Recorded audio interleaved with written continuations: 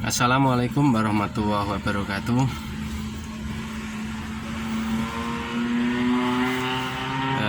Alhamdulillah, bismillah, walhamdulillah, wassalatu wassalamu ala rasulillah, wala hawla wala quwata illa billah.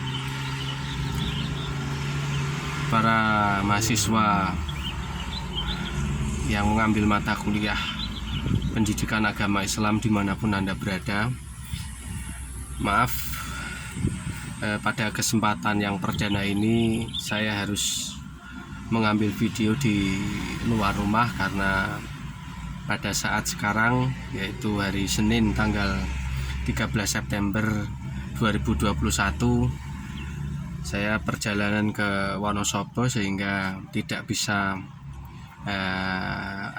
mengambil video di rumah atau di kampus. Tetapi inilah salah satu kelebihan dari perkuliahan yang diadakan secara daring. Artinya para mahasiswa bisa belajar, dosen bisa mengajar dimanapun berada. Inilah salah satu efek dari pandemi COVID-19 yang pada semester gasal ini masih harus melakukan perkuliahan secara daring. Para mahasiswa yang dimanapun Anda berada, terima kasih saudara semua menyimak video kali ini. Di awal perkuliahan saya ingin menyampaikan bahwa mata kuliah agama Islam ini adalah mata kuliah yang bersifat wajib, MKU, mata kuliah umum, yang semua prodi, semua kampus perguruan tinggi harus wajib memberikan perkuliahan agama Islam bagi mahasiswa muslim dimanapun berada. Sebagaimana kita tahu bahwa tujuan pendidikan nasional kita, khususnya perguruan tinggi, kalau termaktub dalam Undang-Undang Nomor 12 Tahun 2012, di situ disebutkan bahwa tujuan pendidikan itu paling tidak ingin mencetak mahasiswa yang beriman, berakhlak mulia, dan beradab, dan seterusnya.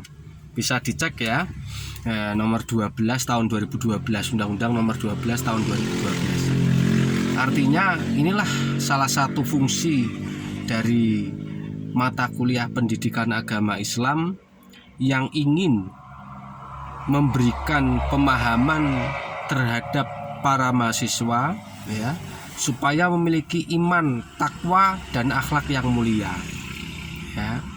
Sehingga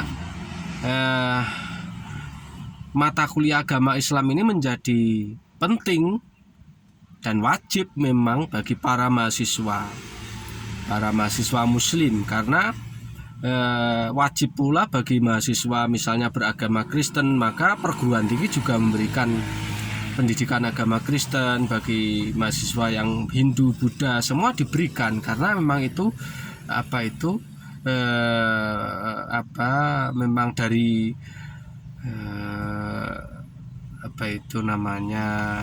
undang-undang yang memberikan kewajiban pada pada perguruan tinggi di Indonesia.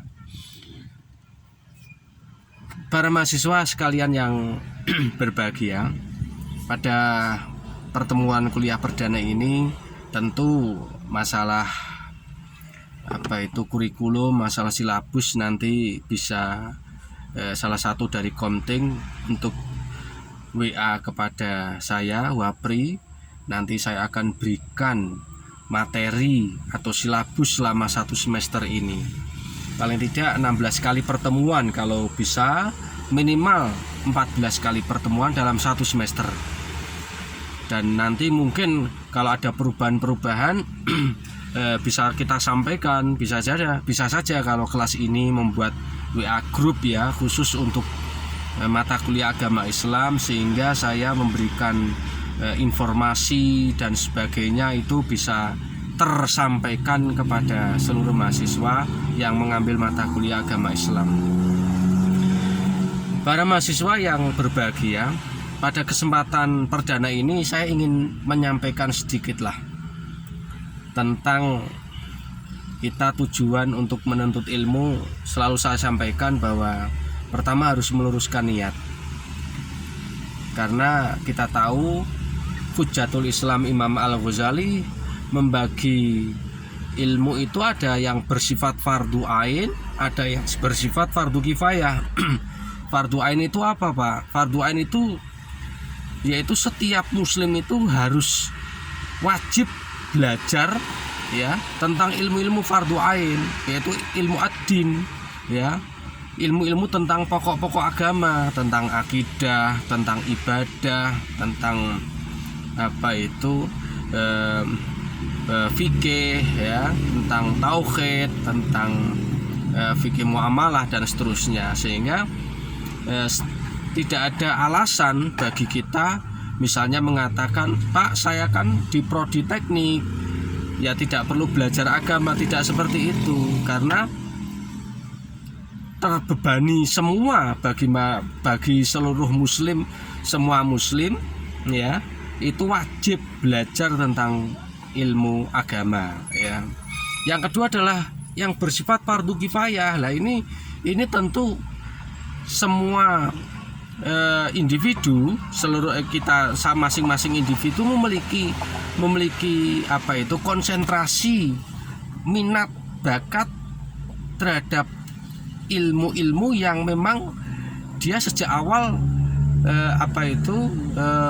fokus. Misalnya saudara di prodi teknik ya, misalnya teknik sipil maupun teknik elektro maupun perencanaan wilayah kota, itu memang sejak awal saudara itu memang ingin fokus dan ingin belajar sungguh-sungguh terhadap ilmu saudara, ilmu tentang teknik prodi yang Anda ambil hari ini. Nah, itulah fardu kifayah. Jadi misalnya begini, aplikatifnya seperti ini. Kalau dalam satu kampung misalnya tidak ada orang ahli teknik sipil, maka wajib saudara untuk mengambil prodi teknik sipil, karena itu bersifat fardu kifayah ya. Kalau satu kampung atau satu negeri misalnya yang skupnya lebih luas ya, tidak ada orang muslim yang ahli dalam bidang elektro, dalam perencanaan wilayah kota ya, dalam ahli sipil misalnya, maka wajib bagi saudara untuk mengambil porsi supaya satu negeri ini tidak berdosa ya, karena fardu kifayah sifatnya. Jadi tidak semua satu negeri ini harus ahli elektro, ahli sipil ya, tidak semua.